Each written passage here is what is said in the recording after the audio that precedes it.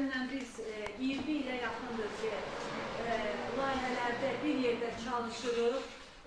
İslam müəllim regional layihələrdə həmişə layihə rəhbəri olub və vətəndaş cəmiyyətində öz sözünü deyən şəxslərdən biridir. Yalnız elm sahəsində deyil, öz elmini, yəni cəmiyyətə, insanlara, geniş təbəqəyə çatdıran bir insandır.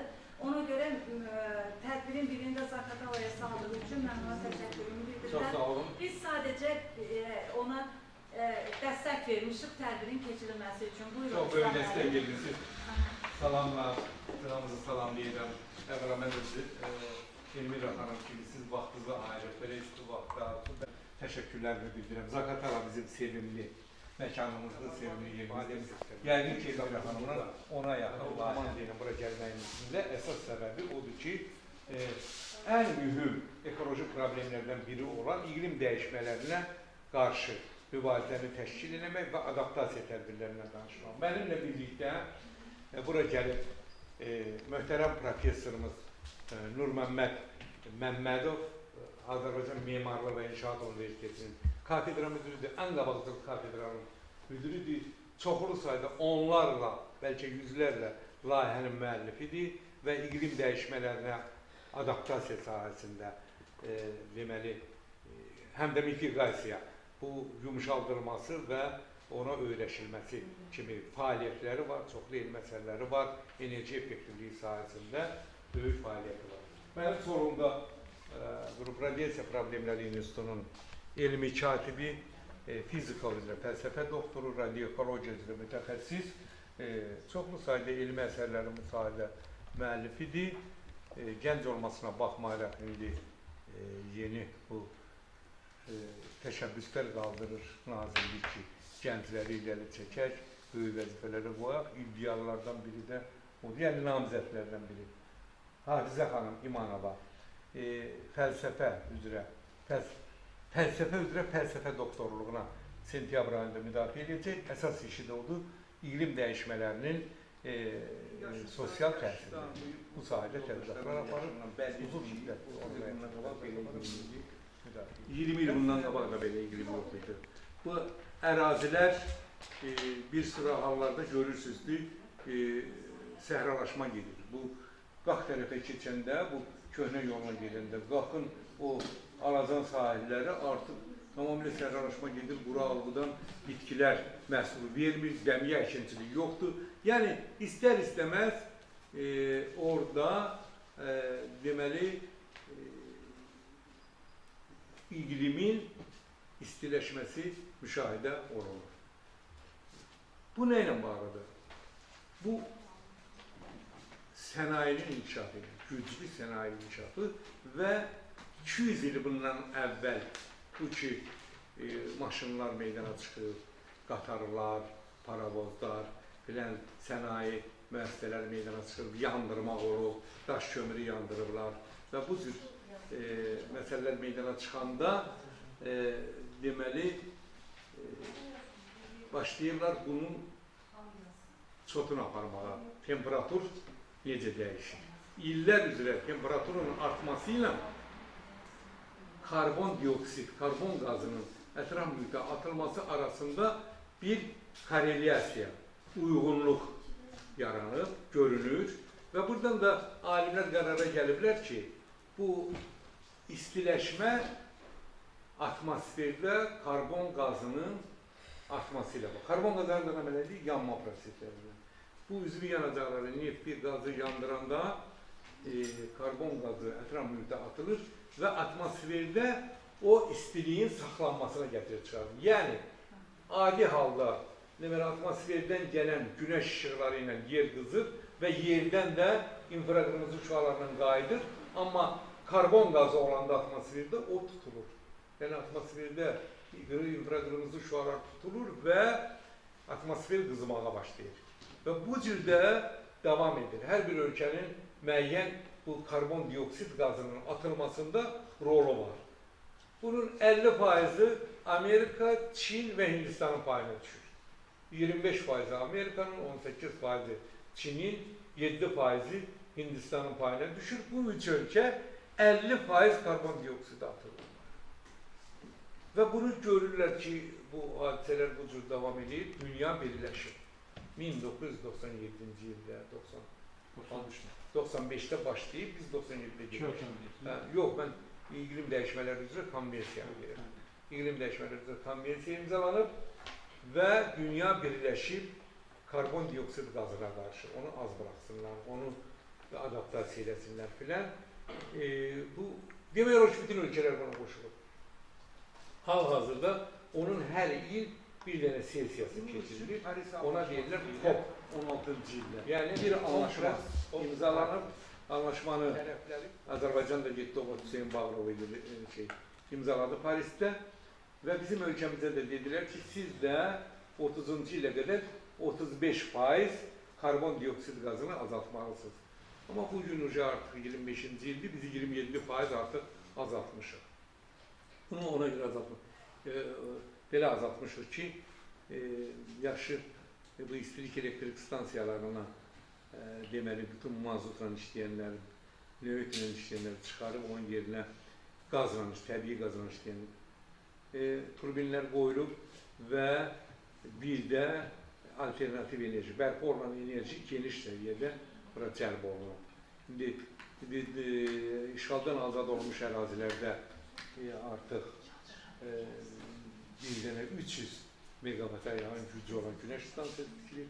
Hal-hazırda Biləsuvarda 400 megavat gücündə günəş stansiyası tikilir və bunların hər birisi təqribən 3 milyon, 4 milyon ton nefti karbon dioksid qazını qənaət etməyə, azaltmağa imkan verir. Və beləliklə bizim ölkəmiz bu xarici siyasətdə olduğu kimi belə məsələlərdə də öhdəlikləri yerinə yetirir, normal olaraq yerinə yetirir və bizim də əlimizdən gələni eləməliyik. Sizlərlə bu cür təbliğatlar aparıb, mümkün qədər, indi Nurməmməd müəllim deyəcək, evlərdə enerji effektivliyini qorumalısınız. İstiki olmasın, pəncərələr, qapılar kip olsun. Mən bayaq Şəkidə də dedim, bizim ölkəmizdə evi qızdırmaq üçün hər kvadrat metrə düşən istiliyin miqdarı Skandinaviya ölkələri ilə eynidir. Yüksək. Təsəvvür edirsiniz, İsveçdə, Norveçdə evi qızdırmaq üçün, məsələn, 40 kvadrat metri, 100 kvadrat metri qızdırmaq üçün nə qədər enerji sərf olunacaq. Bakı şəhəri hesablanıb, Bakı şəhəri kanalizasiya sistemi hesablanıb 2,2 milyon nəfərlik. Bakıda rəsmi statistikaya görə 4 milyon əhəli yaşayır. O zaman 4 milyondan çox. Bakı şəhərində yağış kanalizasiyası yoxdur. Yağış kanalizasiyası yox. Ona görə Bakı şəhərində 1 saat yağış yağında su əlindən tərpənmir. Bütün küçələri su basır. Yəni belə problemlər var. Bilirsiniz, bunlar bir gündə, 5 gündə həll olunan məsələ deyil. Amma məsələ yəni başlayırlar rayonlarda binalar tikirlər, inkişaf gedir. Heç olmasa siz dediniz ona ara məsafədir, heç olmasa kanalizasiya məsələləridir, heç olmasa rayon yerlərində, biraz böyük şəhərlərdə. Siz Bakını tutub bizdən deyirsiniz, hamı deyəndə danışanda Bakıda, böyük şəhərlərdən danışır. Amma heç olmasa daxilət rayonlara da baxmaq lazımdır ki, bəlkə ola bilsin Bakı yox, bəlkə gələcəkdə paytaxt Gəncə olur, bəlkə Bakıda Qasama oldu, bəlkə nə bilmək olmaz. Yəni, nə də olsa, heç olmasa bu tərəflərdə Bakı şəhərinin problemi, bütün rayonların problemlərinin üstə yetsən, Bakının problemi qədər olur. Ətraf mühitdə kullanan atılan planlar var. Onun demək olar bir 60-70% Bakıdandır. Ona görə yeni tikilən binalara bizim öz təkliflərimizi yeritmək istəyirik ki, bu həyata keçsin. Amma bir neçə sonra elə rayonlardan başlayacaq problemlər. Biz indi yeni bir texnologiya təklif eləmişik, amma hələ ki bir reaksiya yoxdur. 2022-də mən göndərmişim. Bu saat bizim Bakı şəhərində bir binaya verdiyimiz istiliyi neçsin? 2,5-3 binaya vermək olar. Və binanın daxili iqlim parametrlərini pozmadan, temperatur saxlamaq. Siz bayaq dediniz ki, izolyasiya. İzolyasiya istədiyimiz kimi olmaz, izolyasiya ona qalsa 10 sm izolyasiya gələn, germetikləşdirirən, içində nəfəs almaq olmaz. Adicə maşının içərisində gedirsiniz. İkinciyə görə, izolyasiya yox, məsələn dedim, burada çox problemlər var. Burada binalar arasındakı məsafə var, burada hakim dirəklər var, burada binanın hündürlüyü var, binalar arasındakı məsafələr var, izolyasiya məsələləri var. cəhətlənmə məsələsi var, hakim küləklər var. Hakim küləklər, Bakıda hakim küləklər 25 metr bölü saniyədən yuxarı olanda qasırğa effektidir, bayaq dedim. Norveçiyada bizim soyuqluq dərəcəsi də eynidir. Norveçdə tikilən binalar, Norveçin xarici temperaturu İslamlar -31-dir, hesabat temperaturu. -31-dir. Orada 1 kvadrat metrin bir yaşayış binasının bir il ərzində enerji sərfi 60 kilovat saatdan artıq olanda bina qəbul olunmur. Berlində -29-dur. Orada ama 50 kilovat saatdan artıq olanda bina qəbul olunmur. Bizdə elə binalar var ki, 1 kvadrat metri 173 kilovat saatdır bilir. Deməli, verilən binanın hamısı, istiliyin hamısı atılır çölə. Nə indi şərait yoxdur. Nədən əlaqəli dediniz? İsraf. Birincisi israf da çok rol oynuyor. İsraf çok. Bilən adam olanda qabağında Bilirsiniz, danışır. verilən istiliyin hamısı çölə atılır. Elə Düzgün tikilir. pəncərə. Elə tikilir. Yəni 2022-ci ilə qədər, bir dəqiqə olaraq 2022-ci ilə qədər Azərbaycan Respublikasında enerji səmərəliliyi haqqında qanun yoxdur. Zaten qanunda layihəsi Təqam müəllim qanun layihəsinin müəlliflərindən biri də mənəm. Ondan sonra artıq yeni başlayıblar. Yenə də düzgün hesabatlar aparılır. Yenə də. Bizim hazırladığımız tələbələr edirlər də onu. Hər gün zəng edirlər ki, mən bunu belə hesablayayım, yoxsa belə hesablayayım. Problemlər çoxdur, amma bu bir də belə elektronla düzələn problemlər deyil. Yaşayış belədir ki, indi bayaq dedim mən 1920-ci ildə, 100 il bundan qabaq dünyada 2 milyard əhali var. Bu il 7 milyarda keçir. Su problemi var. Təkcə enerji problemi deyil. Bunlar hamısı ətraf mühitdir. Ətraf mühitimizi qorumaq istəyir insanlar üçün də. Su problemi var. Ən böyük problemlərdən biridir. Hətta bu yaxınlarda böyük bir alimin çıxışını oxudum ki, su müharibəsini azalır. Ərəb baharı nə idi? Enerji müharibəsi idi də. Enerji müharibəsi idi də. Hətta böyük bir Nobel mükafatçısı deyir ki, su müharibəsini azalır. Onun siqnallarını göndərirlər. Özbəkistanla, Pakistan arasında münaqişədə birinci çayın qabağını bağladılar ki, Pakistana su verir. Su çatışı. Bugün Zaqatala dağlıq rayonu olsa da, Zaqatala ən çox sudan, içməli sudan. Tala çayında, məsəl üçün, aşağı axar üçün su qalmır. Çünki baş axardan nə su varsa, içmək üçün götürülür, həm kəndə, həm şəhərə. Şəhər bununla təmin olur. Məsələn, kənd qalır artıq, çay qalır. Sudan. Bəli, Kəmisi bəli. 10% su potensialımız var. Bəli.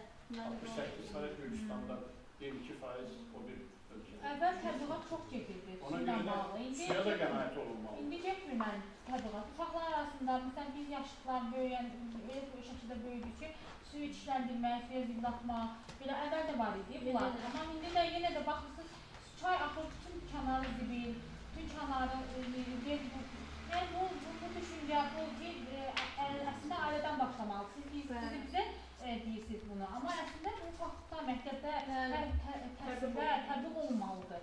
Biz bunu, siz mənə ona deyəcəksiniz, biz başa düşdük. Amma nasıl balacaqdan başlamalıdır. Uşaq özü anlamalıdır ki, mən suyu içləndirməməliyim, suya zibil atmamalıyam. Onu da ətrafına düşün. Bizdə bu yoxdur. Valideyn, yol gedir, uşağın əlində təbliğatı vərəqələrin paylanmasına tutmuş.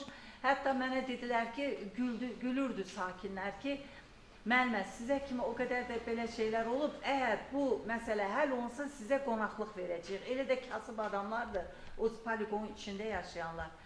Poligon məsələ, mən İqtisadiyyat Nazirliyinə məktublarımı göndərdim. Nəsə təkrar da göndərdim, məsələ həll olundu. Başqa kanalla da İslam Əmrisindən danışdıq da. Bu məsələləri mənim üçün, burada mən artıq vətəndaş cəmiyyəti kimi arxa plandayam. Heç də narahat deyiləm, kimsə bilmədi bunu belə oldu, kimsə neynədi. Yəni, hər kəs öz bildiyini eləməlidir. Axırıncı yağışlar vaxtı, siz bilirsiniz də, kəndə necə su düşdü. Bizim evimizin yanından Qobu çay axır. Bir neçə il bundan əvvəl, artıq 5-6 il olar da, çox gözəl təzə kanala salıblar onu. cəmaət necə baxır onu, necə saxlayır? Mən biraz səhhətim yaxşı adam deyiləm də. Mən qonşu ilə mübarizə aparıb, onu o çaya zibil atma deyə təbliğatlandıra bilmədim. Gözümün içinə baxa-baxa aparır zibilini atır ora. Mən o günlərin biraz səhhətimlə bağlı o sel kimi gəlmişdi, baxa bilməmişdim. Mən çıxdım, yolu təmizlədim, çaya baxdım, başımı tutdum. Yuxarıdan gətirib zibillə doludur. Özü o xanımgil tərəf lap müsibətdir də. Bir evdəkilər də narazılıq eləyirlər. Mən o çaya düşüb çayı təmizləyəndə. Gördüm, ətrafda da heç kəs yoxdur, ailədən də bilən yoxdur. Mən hələ küçəyə çıxmışam. Mən təmizlədim çayın içini. Tam o qonşunun ərazisində. Məndən aşağı yenə zibildir, filandır. Mən öz vicdanım qarşısında təmiz oldum. Belə deyək. Yox, başqa bizim hal-hazırda başqa yolumuz yoxdur. Amma müəyyən bu zibilləri, çayları, zibil atmağın qarşısını almaq üçün, mütləq şəkildə ictimai qınaq olmalıdır. O torpaq, siz dediyinizdə torpağın işlənməsinə səbəb olur. Siz dediyiniz yerdə gələcəkdə yaşayacaqsınız uşaqlar. Yox, belə deyək. İnanın ki, bir dənə quyu. Balaca bir dənə, necə deyim sizə, 4 kvadrat, 5 kvadrat yer alır yəni. Müəllimlər izah eləsin, məncə o... Yaxşı, mən bir dənə qutarım, sonra izah edərəm. Ətrafı çirkləndirincə, o 4 kvadratdır, məsələn, mənim həyətimdə 4 kvadratda müəyyən bir şey eləmək daha məqsədə yoxdur. Bir dəqiqə qaldı ki, yenə deyirəm, bax, ictimai qınaq mütləq şəkildə olmalıdır. Adam görür ki, bunu bu flankət bura atır, inanın ki, kənardan baxıb, demir onu niyə ora atsam. Səlahiyyətdir, mən amma elə deməzdim, mən deyərdim, səlahiyyətdir, nümayəndə kimi siz ətrafda təbliğatla bərabər zibil maşınlarının təşkili falan... Yox, zibil maşınlarının təşkili, zibil maşınlarının təşkili. Hal-hazırda kəndlərə kamaxozun. Bu dəqiqə elə bir nəyi yoxdur, belə deyək də, imkanları yoxdur ki, bütün məsələn tutaq ki, kəndlərin hamısına kamaxoz olaraqdan çatdırsınlar. Elə bir imkanlar yoxdur. Gələcəyə doğru inşallah ki, bunlar da olar, mən olmaz demirəm, inşallah ki, olar. Bu olsa sadəcə olaraq da mən hər birinizin adları xahiş edirəm, oldu mu? Məsələ nədir? Biraz ictimai qınaq olmalıdır. Deyir, oğrudur, oğruyur. Deyəndə ki, niyə oğruyursan, deyir, mənə tutdu. Adama deyirəm ki, bunu bura atır, sən görmürsən. Deyir, ayıb deyil, mənə deyib, haradasa işıqlanır. O cincər falan yollar var, hamısı o çöldə bağlananlar, bütün zibil müşüklarına dolur. Razıyam, mən bayaqdan onu deyəcəm, deyirəm ki, inanın ki, onu yad planetlər gətirib eləmir. Ancaq özümüz elə. Bir də ki, ictimai qınaq. Mən adama deyirəm ki, sən onu görürsən, deyir, görürəm. Deyirəm, mənə bir dənə şəkil lazım. Deyir, ayıbdır, deyir, mən deyir, kimisə şəklimi çəkəcəm. Ayıbdır, deyir, ona deyən şeydir. Bu vəziyyətdə biz heç vaxtı nailiyyət əldə edə bilmərik. Hər bir qanun, üzr istəyirəm, qanun o zaman qüvvəyə minir ki, cəmiyyətdə o zaman demokratiləşmə gedir ki, hər bir vətəndaş həmin qanunun keçidir.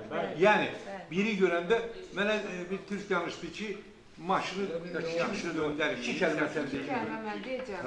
Bu qanun sosial təsirlərdən dissertasiya yazılır. Bilim dəyişmələrinin sosial təsirləri üzrə mən dissertasiya işi yazmışam və eyni zamanda bəzi ölkələrdə də bu haqda da təcrübə keçmişəm. Onlardan biri Hindistan'da, hansı ki bilirsiniz də, həm atmosferi ən çox çirkləndirən ölkələrin sırasında ən top ölkələrdən biridir və eyni zamanda ən çox ekoloji çirkaba yol verən ölkələrdir və eyni zamanda Moğolistan'da keçmişəm. Onlarda da həmçinin bu problemlər özünü göstərir. Burada məsələnin kökündə yenə də gəlirik, bayaq xanımlar da deyirlər. Bizim cəmiyyətdə ekoloji təfəkkür, şuur səviyyəsi olduqca aşağıdır. Yəni biz nə qədər burada müəyyən elm insanları ilə görüşürük, hamımız burada elmi, təhsilli insanlarıq, amma yenə də baxırıq ki, hələ o ekoloji təfəkkür, ekoloji şuur, ekoloji tərbiyə, bunlar hamısı ilk növbədə ailədən başlayır, sonra məktəbə ötürülür, məktəbdən universitetə və universitetdən də iş yerlərində bu təbliğat davam etməlidir. Və bununla da yanaşı kütləvi informasiya vasitələrində, bugün bizim televiziyalarımız, gəlin bir dənə verilişin adını çəkin ki, biz orada ekoloji təfəkkür, şuur, tərbiyə anlayışı, maarifləndirici hər hansı bir proqramı olsun ki, biz ona qulaq asaq, insanlar rayon cəmaatı olsun, istər Bakı şəhərinin əhalisi olsun, yəni baxıb maariflənsin. Elə bir şey yoxdur. Ancaq demək olar ki, ekspertiv çalçağı verilişləridir. Daha çox toy, şənlik bu işlərlə məşğulub və onun da nəticəsi olaraq bugün dövlət səviyyəsində bizdə nə qədər tədbirlər həyata keçirilsə də vətəndaşlar hələ də bu sərəncamların mahiyyətini dərk edəcək səviyyəyə gəlib çatmayıblar və bu da paradoksal nəticələr gətirib çıxardır. Hindistanın özünü misal çəkdim. İnanın ki, orada zibil qutusu ümumiyyətlə anlayışı yoxdur. Yenə də o ölkəyə baxanda biz oturub şükür edirik ki, bizdə heç olmasa zibil qutuları var. İndi deyirsiniz ki, Zaqatalada kəndlərdə yoxdur, bəzi yerlərimizdə azdır filandır. Paytaxt Dehli şəhərinə getmişik. Təsəvvür edin ki, bir dənə zibil qutusu yoxdur. Heç bir yerdə mümkün deyil. Əhali nə edir? Küçə boyunca, yaşadığı regionlar boyunca zibili tulluyurlar. Bu artıq qəbul olunub. Axırda nə edirlər bunu? Hər axşam həmin zibillər yandırılır və siz təsəvvür edin ki, indi oteldə qalırsınız, evdə qalırsınız, pəncərənizi aça bilmərsiniz ot tüstü ilə. Yəni ot tüstünü udmaq məcburiyyətindəsə, ona görə atmosferi ən güclü çirklənən ölkələrin ən başlıcasıdır. Ona görə 50%-in içərisindəki biri olur. Bəli, ən çox yüksək nəticə ilə və sonra da nə edirlər o külləri?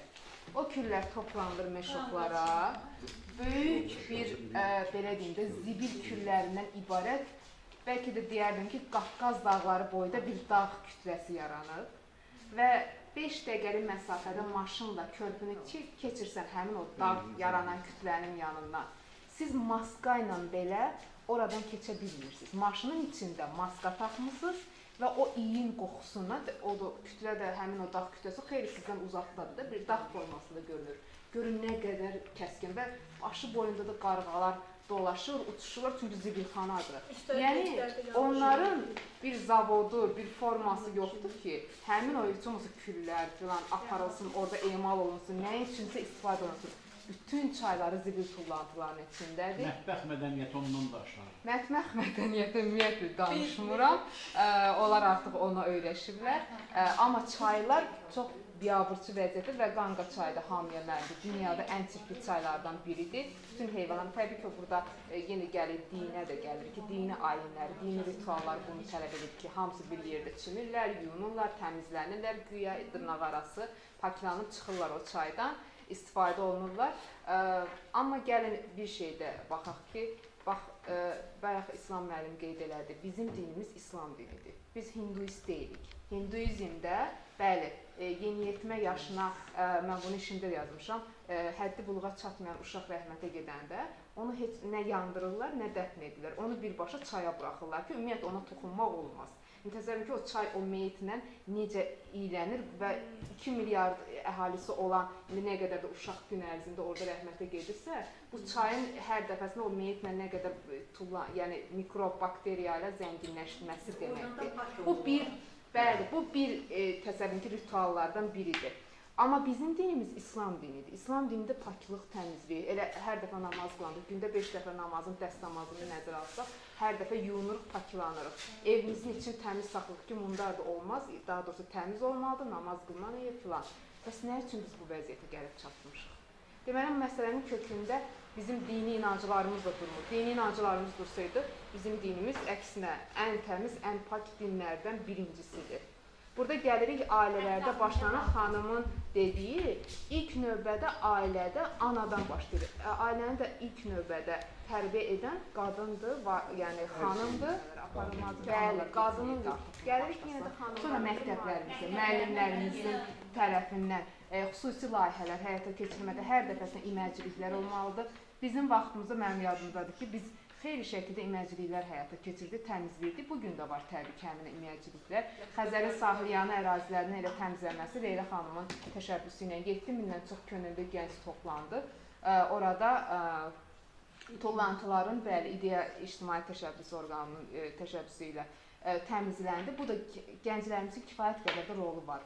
Aparılır mali, amma hələ kifayət qədər səviyyədə deyil. Daha sonra universitetlərdə bu davam etməlidir. Bugün iqlim artıq dəyişməyə üzrə dərslər, leksiyalar, məruzələr aparılmalıdır və onun fonunda da bax bu anlayışlar maarifləndirməyə genişlənməlidir və kütləvi informasiya vasitələri. Hər birimizin əlində bugün telefon var. Hər birimiz bugün Instagramdan, Facebookdan, YouTubedan istifadə edirik. Hamısında bunların da yenə də ictimai verilişlərimiz olmalıdır ki, sərbəst verilişlərimiz ki, bu haqda maarifləndirmələr aparılsın. Tək yəni NGO-ların, tək dövlətin biz üstünə alsaq ki, onlar aparsın. Yəni bununla kifayətlənmir. Burada hər bir vətəndaşın rolu var. Yəni mənim deyəcəyim anlayış budur və təbii ki, ətraf mühit etikası Azərbaycanda olduqca aşağıdır. Ümid edirəm ki, yaxın gələcəkdə bax belə gənclərimiz yetişdiyi müddətcə onlar da bu, belə deyim də, vəzifəni, öhdəliyi layiqincə yerinə yetirəcəklər. Çünki bir qədər bizdə o boşluqlar yarandı Sovet dağılandan sonra. Düşünürəm ki, yəni kifayət qədər işlər aparılır və o nəticəyə gəlib çıxacaq. Yəni o qədər də belə realist ilə deməyək, amma işıq ucu görünür. Çok sağ olun. Ben kimle gideceksiniz? Yok. Gedişat ne bileyim hem hava istedi Hem de isteği olursa. tamam, eğer kimin sualı varsa Sualı cevap olan vereyim. varsa, yine meseleye münasebetli olan varsa, belki sen ne seçeneği Yox, mən bilmək istəyirəm ki, bu su azlığı ilə nə ilgilidir? Ən böyük problem. Bilirsiniz, bu mesele aydın meseledir ve kenarda formalaşır gelir. O ülkeler de evvela Kür-Arat çayları, Ermenistan'dan, Gürcistan'dan ve Türkiye'den Türkiye'de formalaşır her ikisi oralara gelir. Samur çayı Rusya ile bölüştürülür. O aşağıda Astara, Lənkəran tərəfdə İranla, Arazın da böyük bir hissəsi İranla bölüşdürülür sularını və o ölkələr də doğrudur. Onlar bizdən icazəsiz, bu ölkələr bir-birindən icazəsiz, orada böyük su, hidrotexniki soorujeniyalar, orada burğular tikə bilməzlər. Ama bu da çok konfliktli işti de. Hər halda sülh, konvensiyalar, beynəlxalq hüquq çərçivəsində bu məsələlər həll olunmalıdır. Əks halda özbaşınalıq olur. Özbaşınalıq olur bu Xudafərində. Biz gördük bunu, biz çalışmalıyıq ki, müxtəlif metodları. İlla artıq çox güclü ölkəyik. Regionda güclü ölkəyik. Biz istənilən hüquqla, hüquq müstəvisində istənilən qərarları qəbul etdirə bilərik. Necə ki, Zəngəzur koridoru qəbul elətdiririk olaraq. Qol çəkmişsən və bu bizim torpaqda bu belə eləmək olmaz, açılacaq. O cümlədən də su. Su çoxdur. Su lap qıtdır, lap elə özümüzü şeyə qoymayaq. Səmərəli istifadə etmirik. Bütün qış boyu, noyabrdan başlayaraq ta aprelə qədər o boyda kür axıb gedib tökülür. Xəzər dənizə. Bu qədər suyu yəqin idarə etsək, biz onu yaxşı istifadə edək. Yaxınlarda, mənim müharifələr arasına düşürdük. O bizim meşləş su hövzəsi də, yəni içməli su hövzəsidir. Onun qorunması necədir? Yəni tam şəkildə qorunur. Siz niyə görə deyirəm? Yəni bundan sonra hər bir şey kənarı qorunmur. Allah uzaq olsun. Yəni terror hadisəsi törədilsə, yəni sudan başqa belə şeylər olur da. Bizim bir vaxtlar Bakıyı su ilə təmin edən Ceyranbatanın da ətrafı bağlı deyildi. Yavaş-yavaş bu məsələlər tam həll olunacaq. Bundan ötürü arxain ola bilərsiniz. Bizim Xəzər boylu yanımızda dəniz var. Dəniz var. Onun indi suyu şirinləşdirib istifadə etmək metodları var. Yəni biz o qədər də çətin olmayacaq. Biz elə səhra ölkəsi deyilik. Səhra ölkəsi deyilik, sular çoxdur. Qarabağda olan sular hamısı bizim ixtiyarımızdadır. Ona görə də ona o qədər də belə həyəcanla baxmalı. Amma inandırın, içməli suyla maşın yumaq, içməli suyla xalça yumaq. Bu ayrı məsələdə anormal haldır. Hər halda pessimist olmaq olmaz. Ağac suvarmaq, nə bilim bilən, belə şeylərin qarşısını almaq lazımdır. Texniki su, içməli sudan ayrılmalıdır. Bunu indi bunun üzərində işlər gedir. Belə olanda hər şey düzələcək. Bu saat bütün Rusiyanın o Sibirdən tutmuş, düz o Leningrad deyək də, Leningrada qədər. Bütün elektrostansiyalarında, İsraildə, bütün o postsovet ölkələrinin hamısında suyun emalı texnologiyasının müəllifi Azərbaycandır. Yəni pessimist olmuyor. Həsən Teyzi. Həsən Teyzi, bəli. Çox əkrəmandır. Rayonda yaşayırıq, amma olmuş O da maraqlı şeydir. Çarəsi olacaq. Hər birinizə təşəkkür Herhalde ederim. Hər bizə təşəkkür edirik gəldiyiniz üçün. Biz agentliyə də deməli